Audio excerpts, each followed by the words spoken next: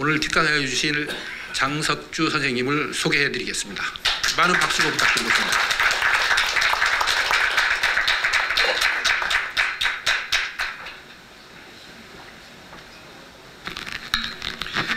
안녕하십니까.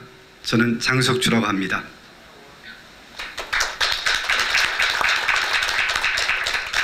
오늘 이 자리가 2018년도 한라일보사 신춘문예 당선자를 위한 시상과 축하의 자리라고 알고 왔습니다. 이런 축제의 날에 저를 특별히 불러주셔서 고맙게 생각합니다. 돌이켜보면 제가 24살 때 저도 신춘문예에 시와 문학평론이 당선하면서 문단 말석에 이름을 올리고 40년 동안 작품 생활을 하고 있습니다.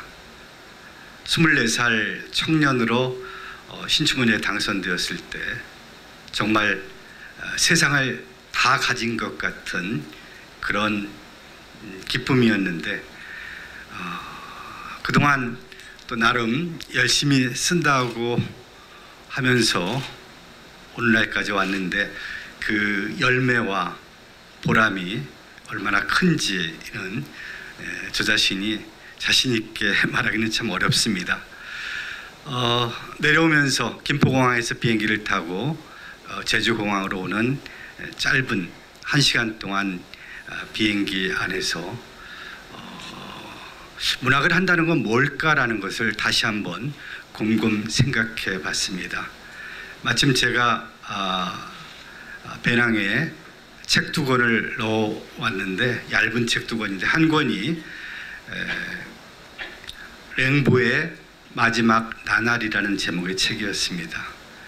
알티르 랭보라면 세계 문학사에 남는 프랑스 상징주의 시인 중 대표적인 시인인데 대단히 불행한 삶을 살았습니다. 1854년에 태어났는데요. 저보다 꼭 100년 먼저 태어난 분입니다. 근데 16살 때 취한 배라는 첫 시를 발표하고 장시입니다.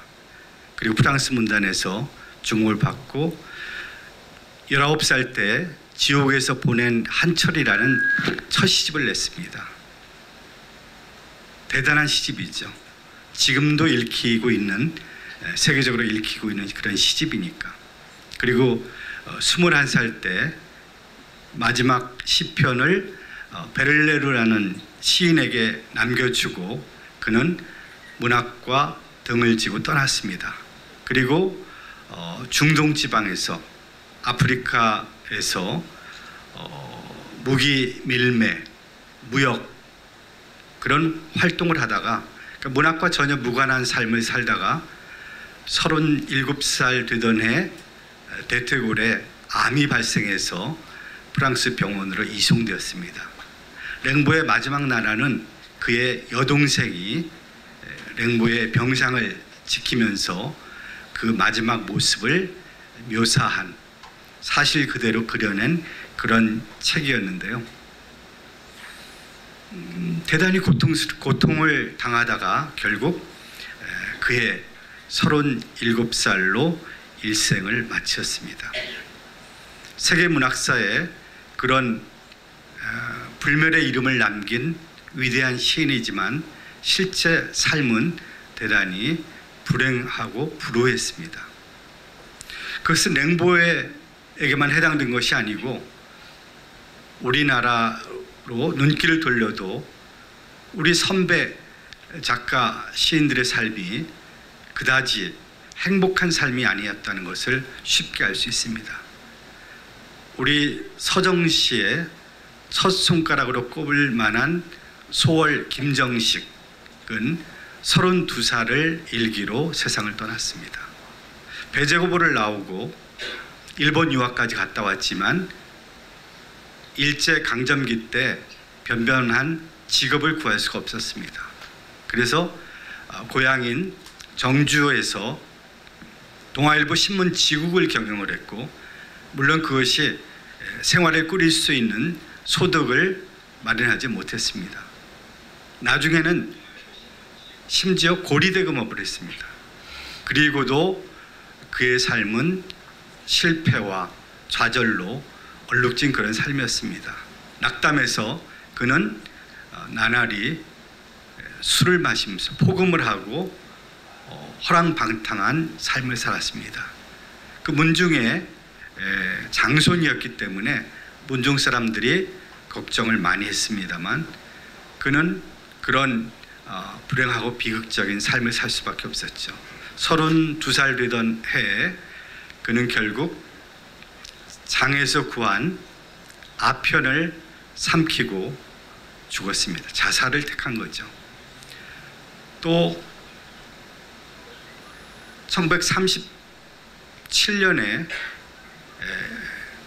일본 도쿄대학 제국병원 부속병원에서 사망한 이상이라는 시인이 있습니다. 우리 문학사에서 최고의 모더니스트 시인이자 작가로 평가를 받는 이상도 역시 그 생을 살펴보면 대단히 불우한 삶을 살았습니다. 경성대학교 경성고공 건축과 출신입니다. 이상은. 그러니까 오늘날로 말하면 건축과에서 전문 수업을 받은 건축가가 이상의 진짜 직업입니다. 그의 본명은 김혜경이었죠. 이상은 경성고공 건축과를 나와서 일본 총독부 건축기사로 3년 동안 일을 했습니다. 그러니까 그 당시 서울 시내에 중요한 그 건물의 설계 작업에 참여한 그런 전문적인 그런 직업인이었죠. 그리고 이상은 시를 썼고 소설을 썼고 그림을 그렸습니다. 그런 숨길 수 없는 예술가적 재능을 가졌던 거죠. 경성 그 건축 기사로 조선 총독부에서 일하던 3년째 되는 해에 각혈을 했습니다. 그러니까 폐결핵이 발병된 것을 알게 되었죠. 폐결핵이라는 병은 1930년대만 해도 아직 치료약이 개발되지 않은 상태라 오늘날로 말하면 말기암이나 마찬가지입니다. 죽음을 선고받는 거죠.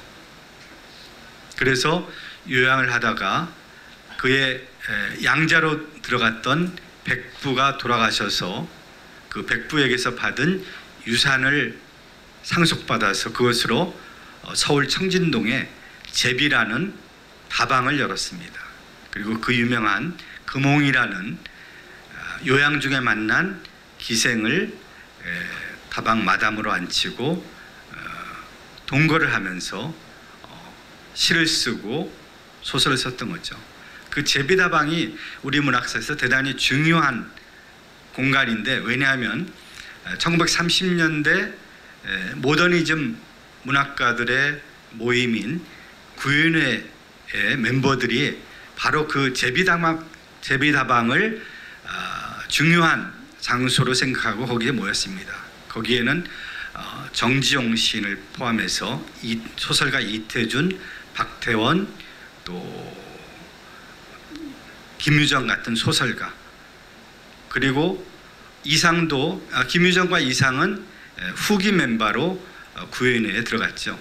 그 당시 이 조선 문단은 카프라고 해서 문학이 프롤레타리아 혁명을 위해서 복무해야 된다고 믿는 그 문학의 어떤 그 정치성 혹은 이데올로기를 앞세웠던 그런 작가 시인들이 조선 문단을 휘어잡고 주류로서 활동을 할 때 그런 문단에 맞서서 소위 그 해외 유학파를 중심으로 해서 문학의 자율성, 문학의 자유로움을 믿는 그런 시인 작가들이 모여서 만든 단체가 구연회입니다. 그 구연회의 중요 멤버가 이태준이었고 또 정지용은 그 그들을 이끄는 일종의 멘토 역할을 했고, 그리고 대표적인 작가가 박태원, 김유정, 이상 같은 분들인데, 그분들이 거의 날마다 모이는 장소가 바로 제비다방이었습니다. 근데 물론 이상에게 그런 사업을 경영할 만한 그런 경영자적 자질은 없었던지 월세가 밀리는 바람에 결국 그 일본인 주인에게서 쫓겨나게 됐습니다. 그러니까 법적으로 퇴거 명령을 받고 일본 주인은 이상이 만들어 놨던 집기들을 다 밖으로 내놓고 결국 문을 닫게 되는 거죠. 그러다가 이상은 꿈에 그리던 동경으로 떠납니다.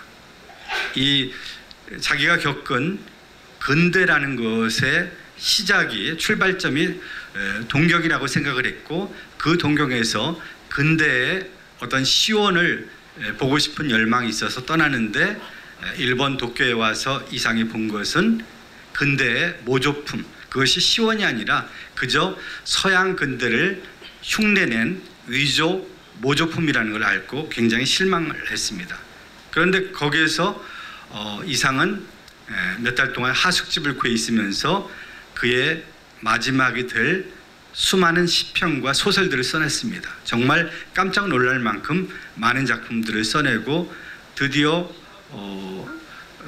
경성에 있던 그 김기림 시인과 주고받은 편지를 보면 이제 곧 경성으로 돌아가겠다 라고 그 결심을 피력한 그런 엽서를 보내기도 했는데, 새해 들어서 이틀째 날 거리에 나갔다가 불령선인으로 일본 경찰에 체포되어서 유치장에 수감됩니다.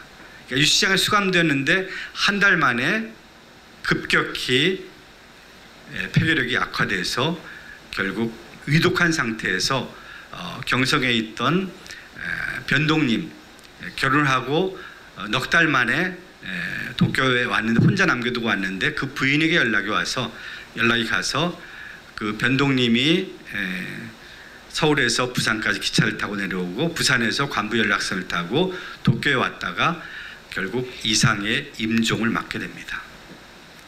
37살이었고요. 그리고 같은 구인의 멤버였던 김유정은 같은 폐결핵 환자였습니다. 근데 이상은 폐결핵 병에 걸렸다는 사실을 알고 끊임없이 어떤 방식으로 생을 끝낼 것인가를 고민했습니다.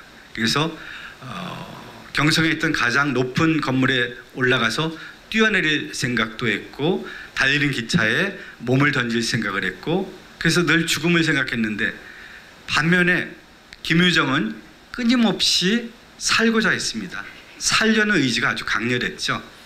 그래서 이상이 김유정에게 은밀하게 같이 동반 죽음을 선택하자라고 꾀었을 때 김유정은 펄쩍 뛰었습니다. 김유정은 이상보다 2살 위의 작가였는데, 실은 타고나기로 굉장히 큰 부잣집 아들로 태어났습니다. 춘천의 토호 집안의 아들로 태어났는데, 그 아버지가 김유정이 7살 때 서울에 99간 한옥을 구해서 이사를 했습니다. 근데 안타깝게도 어머니가 먼저 돌아가시고 11살 때 아버지도 돌아가셨습니다. 그의 가형 유곤이라는 가형이 있었는데, 이 가형이 남봉꾼입니다. 남봉질을 하느라고 그 많던 재산을 다 탕진해 버렸습니다. 그래서 이상은 휘문고보를 나와서 연희전문에 들어갔는데 한 해를 다 채우지 못하고 휴학을 하고 신춘문예를 통해서 25살 때 신춘문예를 통해서 작가로 등단했습니다. 물론 그때나 지금이나 그런 신예 작가들이 글을 써서 생계를 해결해야 된다는 것은 불가능한 일이었죠. 그럼에도 불구하고 김유정은 하숙집에서 커튼을 치고 밤낮 가리지 않고 무수히 많은 우리 문학사에 남을 만한 작품들을 써냈습니다. 글을 쓰는 동안 담배를 피웠고 또 제대로 먹지 못해서 영양실조 상태고 그리고 비위생적인 그런 환경, 이 세 가지가 폐결핵의 직접적인 원인이 됩니다. 폐결핵에 걸릴 만한 최적화된 조건 속에 있었기 때문에 그도 역시 젊은 나이에 폐결핵 선고를 받고 요양을 하고 그럼에도 불구하고 끊임없이 살고자 했습니다. 그래서 마지막에 경기도 광주에 있는 노위의 집에 몸을 의탁하고 있으면서 친구에게 편지를 씁니다. 추리소설, 재미있는 추리소설, 영문 추리소설 책을 하나 구해서 보내면 내가 그걸 번역해서 보낼 테니까 돈을 좀 마련해다오. 그 돈이 오면 내가 땅굴을 사서 뱀을 몇십 마리 구워 먹고 닭을 10마리쯤 삶아 먹어서 내가 건강을 회복해서 기어코 살아내겠다 라는 아주 비장한 편지를 보냈는데 그 편지에 답장을 받기도 전에 열흘 만에 경기도 광주에서 사망을 합니다. 이상이 도쿄에서 죽고 한 달 뒤에 김유정도 죽었습니다. 이상이 27살이었고 김유정의 나이 29살입니다. 그러니까 우리가 지금 문학사에서 읽는 이 한국 문학사의 찬란한 별인 김수월이나 혹은 이상이나 김유정 이런 작가들이 30 안팎으로 단명을 했습니다. 그리고 대부분의 작가들이 가난과 고독과 병고를 달고 살았던 거죠. 문학이 불행을 초래했다고 말할 수는 없습니다. 그런데 많은 예술가들에게 불행은 문학의 창조적 진료가 됩니다. 불행을 피하지 않고 예술가들은 그것을 적극적으로 끌어안습니다. 왜? 불행이야말로 예술을 위한 어떤 지구의 진료이기 때문에 그렇습니다. 우리 문학사상 토지라는 대하소설로 큰 별로 남은 박경리 선생도 마찬가지였습니다. 그분은 물론 단명하지는 않았습니다만 6.25 때 남편을 잃고 외아들을 잃었습니다. 그리고 평생 소설을 붙들고 살았는데 토지라는 소설을 무려 26년 동안 썼습니다. 5,000명의 그런 주인공들이 나오는 대하소설을 오직 그 한 가지에 수십 년 동안 매달려서 완성을 했는데 그 와중에 유방암이 발병해서 병원에서 한쪽 젖가슴을 도려내고 붕대로 칭칭 감은 채 그 와중에도 소설을 썼습니다. 대부분의 보통 사람들은 불행이 올 때 그것으로부터 도망가고자 합니다. 그렇지만 위대한 작가나 예술가들은 그 불행을 피하지 않습니다. 그 불행과 맞서서 그 불행을 타고 세상을 건너가는 그런 존재가 문학이라고 할 수가 있습니다. 작가의 바른 자세라고 할 수가 있습니다. 그런데 실망스럽게도 문학을 한다는 것은 우리 생물학적 생존에 그다지 보탬이 되지 않은 행위입니다. 제가 오늘 강연 주제로 내세운 것처럼 문학은 하염없는 것, 돈도 되지 않고 그리고 우리를 지켜주는 무기도 되지 못하고 심지어 오늘날 젊은 청년이 시를 쓴다고 할 때 그는 아마도 결혼한 것을 포기해야 될지도 모릅니다. 시를 쓰는 청년에게 자기 딸을 줄 부모는 없을 겁니다. 그의 미래가 빤히 내다보기 때문에 그런 거죠. 이렇듯 문학은 오늘날 자본주의 시대에 그런 효율성과 생산성이 대단히 떨어지는 일, 아주 느린 것이라고 말할 수가 있습니다. 이 하염없는 것, 그럼에도 불구하고 왜 이 하염없는 짓에 돌이켜보면 저는 한 생애를 다 바쳐서 여기까지 왔습니다. 문학을 한다는 것은 저한테 제가 피운 불꽃에 제 살을 베는 것처럼 아프고 힘든 것이었습니다. 그 고통을 견뎌내면서 그 고통을 언어로 빚어내는 게 문학입니다. 언어라는 것은 실제가 아니죠. 사과라는 단어는 사과의 실제가 아닙니다. 사과라는 실제를 가리키는 추상이고 기호인 거죠. 문학이라는 것은 조금 거칠게 말하면 언어 노름입니다. 언어를 가지고 하는 놀이라는 거죠. 그것이 문학의 본질이라는 것을 벗어날 수가 없습니다. 그렇기 때문에 제가 20대 때 문학을 하는 것에 대해서 심각하게 고민을 했습니다. 문학을 해서 과연 생계를 유지할 수 있고 가족을 꾸려서 그 가족의 생계를 책임질 수 있는 가장의 소임을 다할 수 있는지에 대한 회의가 너무 커서 그토록 하고 싶었던 문학을 버리려고 했습니다. 문학을 실제로 외면하고 작은 무역회사에 들어가서 회사원으로 몇 년 동안 일했습니다. 그런데 다시 몇 년 뒤에 문학 안으로 돌아와 있는 제 자신을 봤습니다. 문학에 한번 사로잡힌 사람은 그 문학을 벗어나기가 힘듭니다. 불가능합니다. 그래서 저는 결심했습니다. 기왕에 문학에 할 거라면 정말 제대로 하자. 그래서 모든 생업을 그만두고 그날부터 저는 시립도서관에 매일 출근했습니다. 서울에 있는 한 시립도서관에 문턱이 닳도록 드나들면서 하루에 8시간 책을 읽고 시를 썼습니다.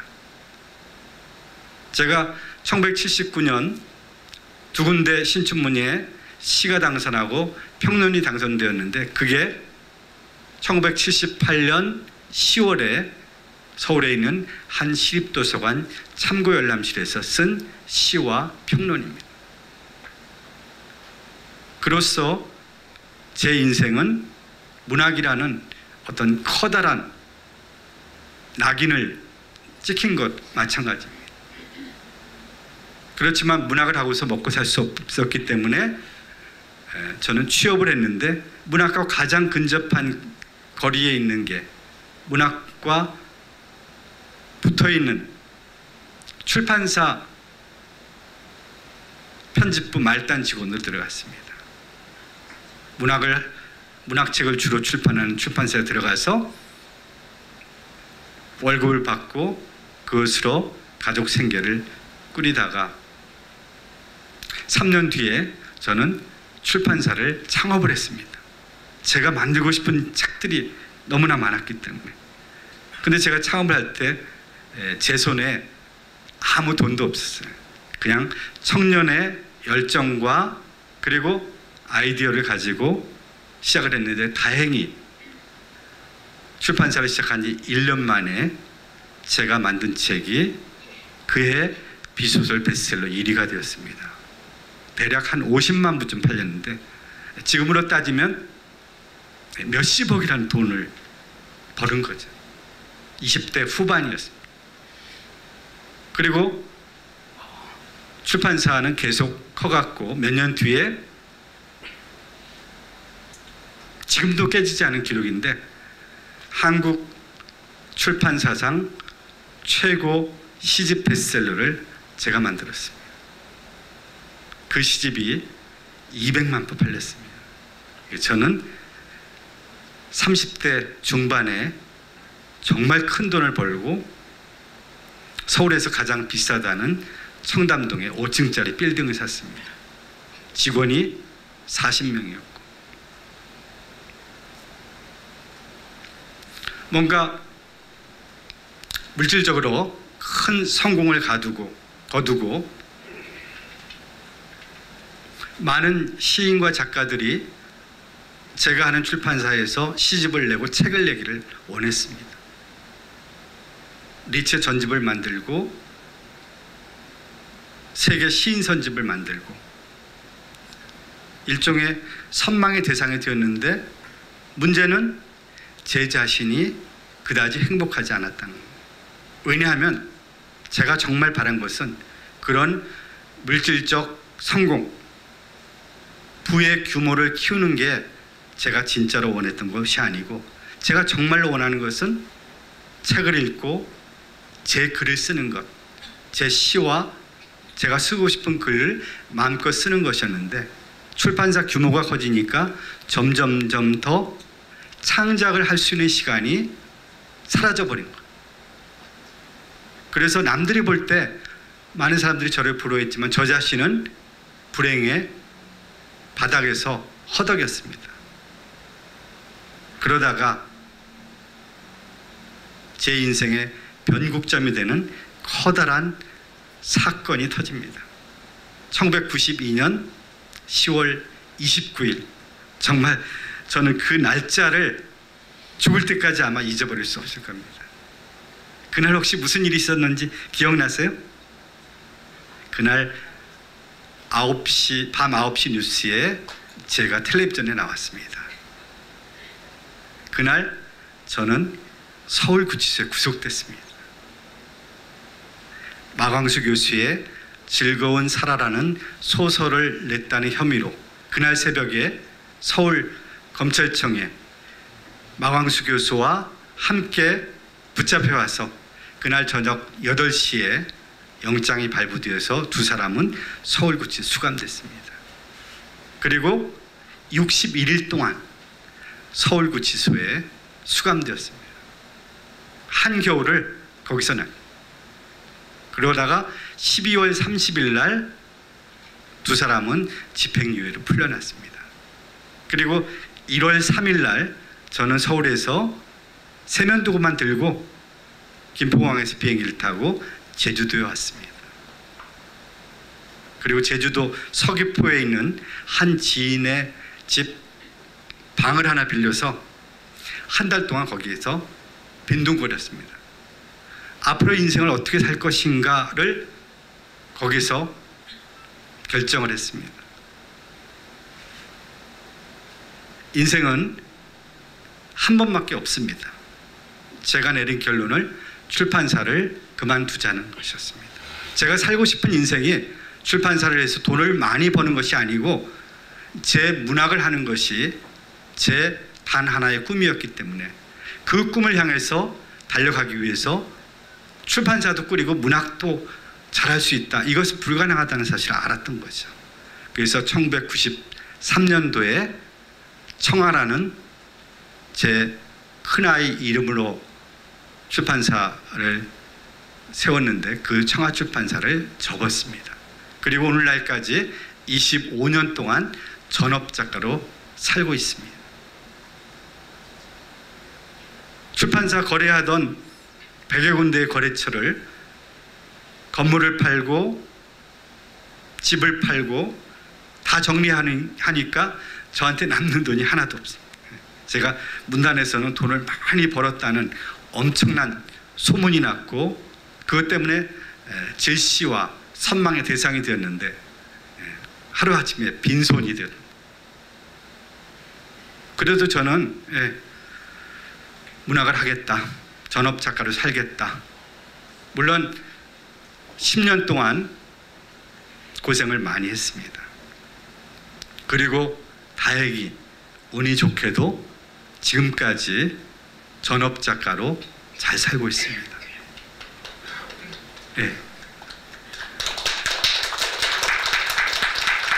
고맙습니다. 하루에 8시간 책을 읽고 글을 씁니다. 새벽 4시에 일어나서 12시까지 집에서 작업을 하고 오후에는 운동을 하고 산책을 하고 그리고 집 근처에 있는 북카페에 가서 또 노트북을 켜고 몇 시간 일을 합니다. 그리고 9시면 잠들었다가 새벽 4시면 다시 일어나서 글을 씁니다. 하루도 쉬지 않고. 제 생활 24시간은 오직 글을 쓰는데 제 신체적, 감정적, 최적의 상태를 만들기 위해서 그게 초점입니다. 그걸 위해서 밥을 먹고 그것을 위해서 1시간 반씩 산책을 하고 헬스클럽에서 1시간 동안 뛰고 그리고 술, 담배를 하지 않습니다. 밤에 나가서 사람들을 만나는 듯 하지 않습니다. 아주 단순한 생활을 하는 거예요. 그러다 보니까 그 원고가 많이 쌓입니다. 작년에 제가 1년 동안 나온 책이 9권입니다. 올해 출판사와 계약되어서 나올 책이 10권입니다. 그리고 이미 5권이 출판사에 넘어가 있습니다. 다행히도 제 책들이 먹고 살 만큼 책이 나가고 출판사들이 제가 원고를 쓰면 책을 내주겠다는 출판사들이 많이 있습니다. 어쨌든 저는 지난 40년 동안 문학하는 사람으로서 드물게 전업 작가로 벌어들이는 돈으로 아이들을 키웠고 공과금을 내고 세금을 내고 잘 살고 있습니다. 오늘 신춘문예에 당선하면서 문단의 말석에 이름을 올리신 3분 정말 축하받을 일이죠.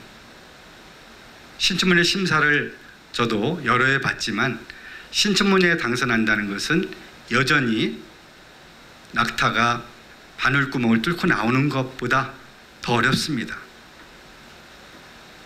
제가 당선하던 79년도 그 신문사에 투고된 작품이 거의 8천여 편이었습니다. 그 중에 한 편이 뽑힌 거니까 8,000대 1인 거죠. 사법고시를 통과하는 건 비교할 수 없습니다. 그렇게 어려운 일입니다.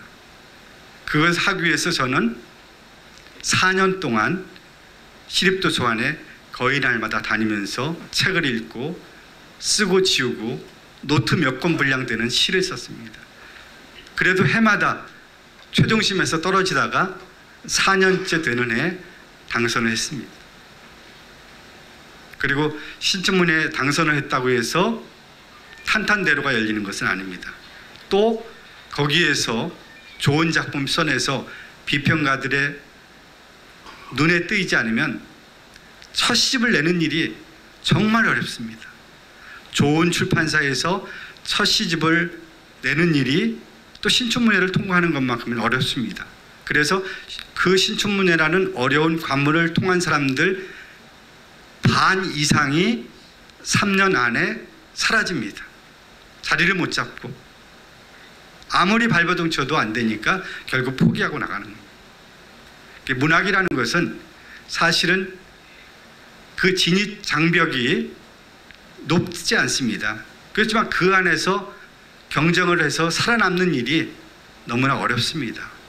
그래서 정말 열심히 하지 않으면 안 됩니다. 그러나 돌이켜보면 열심히 하는 것보다 더 좋은 것은, 더 재능 있는 것은 문학을 좋아하는 것입니다. 문학을 좋아하는 것이 자기 DNA가 됩니다. 세포와 뼛속까지 문학이 새겨져 있지 않으면 문학이라는 것을, 문학이라는 그런 면류관을 견디는, 그 무게를 견디기가 힘듭니다. 문학은 그래서 축복이자 재앙이라고 생각합니다. 양면성이 있다는 거죠.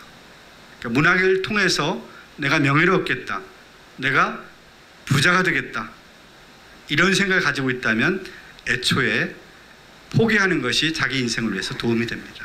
문학은 그런 것이 아닙니다.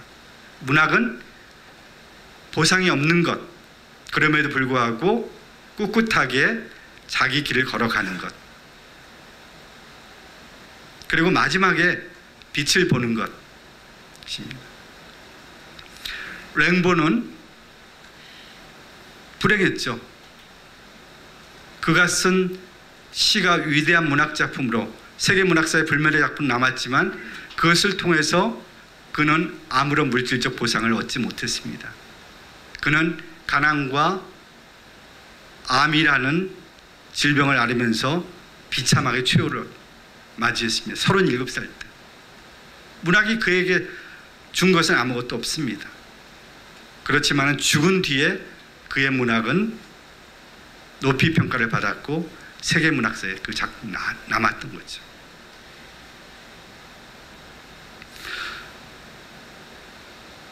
오늘날도 마찬가지입니다.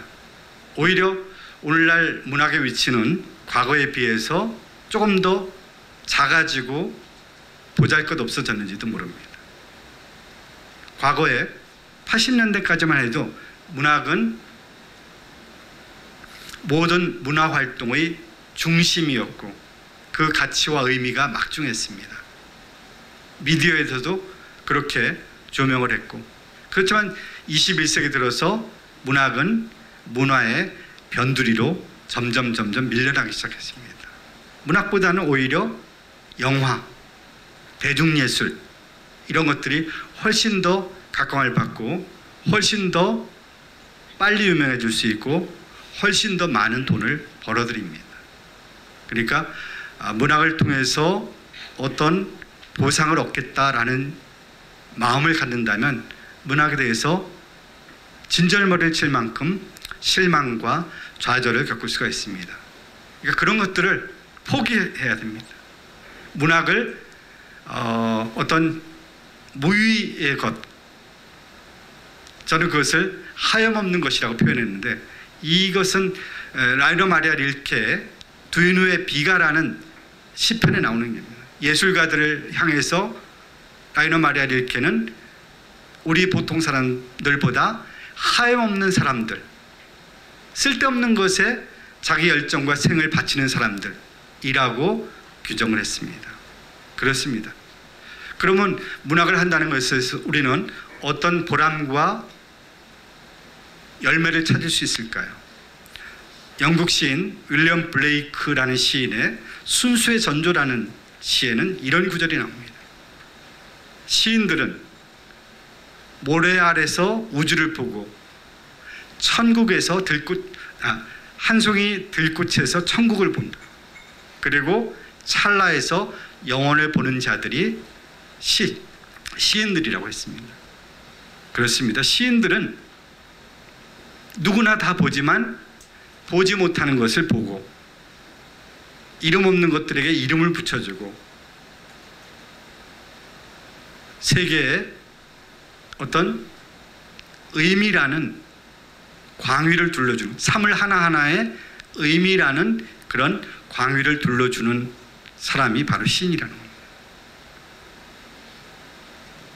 무엇보다도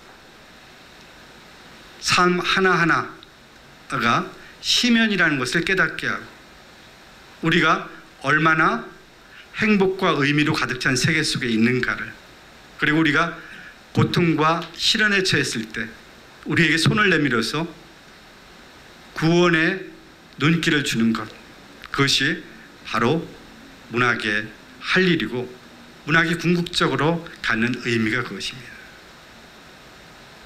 20대 때 제가 차를 타고 가다가 우연히 방송을 듣는데 그 방송 진행자가 제 시를 이야기하더라고요. 놀라운 얘기를 했습니다. 제 시를 소개하면서 어떤 방송 청취자의 사연을 소개하는데 그분이 자살하려고 하다가 이 시를 읽고 그 마음을 돌이켰다. 제 시 한 편이 죽으려고 했던 사람의 생명을 건져냈다고. 저는 전율을 느꼈습니다. 그것으로 문학을 한 보람과 의미를 저는 다 찾았다고 생각해요. 적어도 저는 제 시 한 편으로 한 사람의 목숨을 건졌습니다. 한 사람의 목숨을 값으로 따질 수가 없죠. 문학은 우리 생물학적 생존에 아무 보탬이 되지 않지만 이렇게 돈으로 따질 수 없는 어마어마한 가치를 가진 작업이라는 거죠. 지난 40년 동안 저는 창작 시집 17권을 냈고요. 대략 따져보니까 시를 1000편쯤 발표했더라고요. 근데 제 시 중에서 가장 유명한 시는 한 10여 년 전에 발표한 대추 한 알이라는 시입니다. 혹시 여러분도 알고 계신가요? 예. 광화문 교보 빌딩에 그 시가 걸리고 그 시가 아주 유명해졌습니다. 석 달 동안 걸린. 지금은 중학교 2학년, 3학년 국어책에 실려 있습니다. 제가 서울 살림을 다 정리하고 경기도 안성 시골에 집을 짓고 내려가 살 때 제가 봄마다 한 일은 나무시장에 가서 나무들을 사다 심는 것이었습니다. 유실수들을 참 많이 심었어요. 대추나무를 몇 그루 심었는데 4, 5년 되니까 대추꽃이 피고 열매가 열렸습니다. 첫 해에 그 대추꽃이 비와 추위와 이런 것에 다 지고 마지막에 남은 열매가 한 대여섯 알이었습니다. 그 대여섯 알이 아주 둥글고 붉게 익어가는 것을 보면서 어느 날 밤에 8줄짜리 시가 태어났습니다. 그게 바로 대추 한 알이라는 시입니다. 그것으로 저는 또 굉장히 많은 분들에게 고맙다는 인사를 받아요.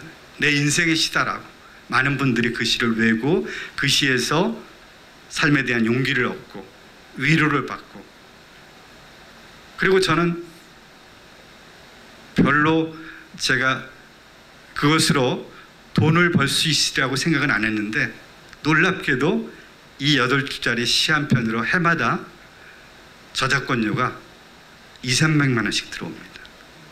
저를 부자로 만들어주는 그 시입니다. 그런 시가 한 100편쯤 있으면 부자가 되겠죠. 그것은 아까 얘기했듯이 그런 꿈을 갖게 되면 문학을 제대로 할 수가 없습니다. 문학이 그런 물질적 보상을 주는 일이 아니기 때문에.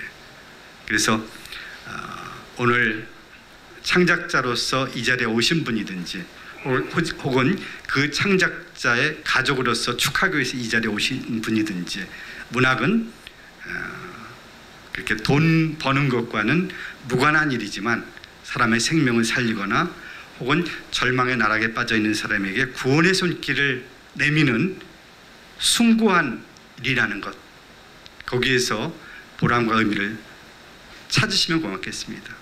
그리고 그런 사람들이 우리 사회 속에 한 명이라도 더 있을 때 우리 사회가 지금보다 훨씬 더 살기 좋은 세상이 되겠죠. 문학을 하는 사람은 문학을 통해서 개인의 영달을 취하는 사람이 아니라 우리가 살고 있는 공동체가 조금 더 나은 공동체, 누구나 다 자유와 평등을 누리고 저마다 제 삶의 가치와 의미를 찾는 데 도움이 되는 그런 세계를 만드는 일에 기여한다는 것이죠. 그런 면에서 문학은 대단히 숭고한 일이고, 바로 그렇기 때문에 문학이 제가 지핀 불에 자기 새를 대는 고통이라 하더라도 기꺼이 그 고통을 감수하려는 거죠. 실제로 특히 우리나라 서정시와 소설들을 쭉 일별해 보면 비극적인 정서가 너무 많습니다. 슬픔과 한, 어둠, 이런 이야기가 너무 많이 나옵니다. 그럴 수밖에 없습니다. 나라를 빼앗겼죠. 수많은 외침을 당하고 피지배 국민으로 나라를 잃은 잔맹으로 36년 살았고 전쟁을 겪었고 분단, 가난을 겪었습니다. 이런 역사를 통과해 나오면서 우리 선배 문인들은 일종의 어둠의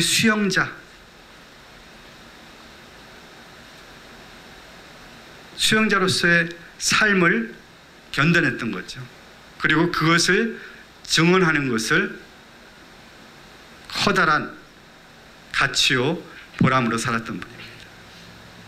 물론 20세기를 지나면서 21세기로 돌아오면서 문학이 약간의 어떤 오락성을 갖기 시작한 건 사실입니다. 그리고 오락성을 가진 그런 소설들의 대중의 이목이 쏠리고 그런 작품들이 많이 나갈 수가 있습니다. 저는 대중적으로 많이 팔리는 그런 작가나 혹은 시집들을 나쁘다고 보지는 않습니다. 그렇지만 모든 문학이 대중적인 것을 그런 성공을 겨냥해서는 안 된다고 생각합니다. 문학 생태계가 다양해야 됩니다. 숲 생태계나 동물 생태계가 종의 다양성을 통해서 더 번성하듯이 우리 문학도 번성하기 위해서 어느 한쪽에 편중되는 것이 아니라 다양한 경향의 작가와 시인들, 다양한 상상력이 어우러져서 꽃피는 그런 건강한 생태계를 이루어야만 우리 문학이 더 건강하고 더 커나갈 수가 있습니다. 지금 우리 문학은 세계적인 수준으로 와 있습니다. 그래서 해마다 노벨문학상 시즌이 올 때마다 우리 작가들의 이름이 거론되기도 하죠. 고은 시인도 있고 40대 소설가들의 이름도 나오기 시작했습니다. 이승우라든지 한강이라든지 이런 작가들도 노벨문학상을 받을 만한 훌륭한 작품들을 써냈다라는 평가가 노벨문학상을 받은 그런 외국 작가들의 입을 통해서 나오고 있습니다. 우리 현대문학의 역사는 불과 100년 조금 넘었습니다. 한국 현대시는 1908년 최남선 해에게서 소년에게를 기점으로 잡습니다. 109년 됐습니다. 한국 현대소설은 이광수의 무정이 매일신문에 발표돼 연재된 1917년을 기점으로 잡습니다. 올해가 꼭 101년 되는 해입니다. 우리가 서양에서 이식된 현대문학 장르를 받아들이고 우리 것으로 소화해내서 키워온 세월이 불과 100년밖에 안 됐는데 100년 세월 동안 우리는 서양 작가들과 어깨를 나란히 할 만큼 우리 문학을 키웠습니다. 우리 문학에 대해서 자부심을 가져야 됩니다.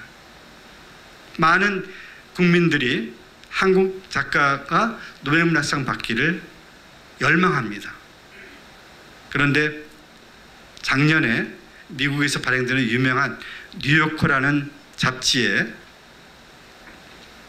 평론가가 좀 꼬집는 글을 썼습니다. 외국 평론가. 한국 국민들은 노벨문학상을 열망하지만 그 작가들의 책을 사보는 일에는 게으르다. 책을 사봐야 작가가 거기서 얻어지는 인세로 생계를 해결할 수가 있습니다. 그래야만 생계가 해결돼야만 문학에 전념할 수가 있는 거죠. 우리가 정말 우리 작가가 노벨문학상 받기를 원한다면 우리 작가의 소설책이나 우리 시인의 시집을 우리가 사줘야 됩니다. 그 인세가 그 작가의 실제 살림의 최저 생계비를 해결하는 정도는 돼야 된다는 거죠. 그러니까 우리는 약간 이율배반적으로 우리가 열망은 하지만 우리가 해야 될 일을 하지 않는 그런 게으름을 뉴요커에 기고한 미국의 유명한 평론가가 꼬집은 이야기입니다. 저는 유의미한 한 국가 통계 자료를 보니까 작년 한 해 동안 하루에 10분 이상 책을 읽는 국민이 10명 중 1명이 채 안 된다고 했습니다. 그래서 늘 얘기하듯이 우리 국민의 독서율이 너무 낮다는 겁니다. 그리고 이런 현상은 점점 더 심각해지고, 제가 출판사 사람들을 만나보면 이구동성으로 시장이 작년보다 더 나빠졌다 이런 얘기합니다. 이건 뭔가 하면 작가들이 전업으로 글을 써서 먹고 사는 일이 해마다 점점 힘들어지고, 그래서 재능 있는 작가들이 문학판을 떠나는 경우가 많다는 겁니다. 그래서 우리 한 사람 한 사람이 자기가 좋아하는 작가의 책을 사서 읽어보는 습관을 갖는 것. 시간도 없고 돈도 없어서 힘들다. 그러면 한 가지 방법이 있습니다. 가까운 공공도서관에 가셔서 그 공공도서관마다 구입 희망도서라는 그런 책이 있습니다. 거기에다 자기 이름을 써놓고 누구 작가의 무슨 책을 읽고 싶다. 그러면 공공도서관에서 그 책을 구입하고 그것을 희망도서로 적어낸 분에게 연락을 해줍니다. 이런 책이 도착했으니까 빌려가라. 그런 일도 할 수가, 그거는 성의가 있으면 할 수 있는 일이죠. 그래서 우리 문학을 키우는 것은 작가 혼자 힘으로 되는 것이 아니라 작가와 독자들의 협력이 있어야 됩니다. 서로 마음이 맞아야 됩니다. 지금 한국 문학은 대단히 희망이 있다고 보여집니다. 수많은 재능 있는 작가들, 40대, 30대 젊은 작가들이 커오고 있고, 그리고 60대, 70대 그런 작가들이 거장으로서 좋은 작품들을 발표하고 있습니다.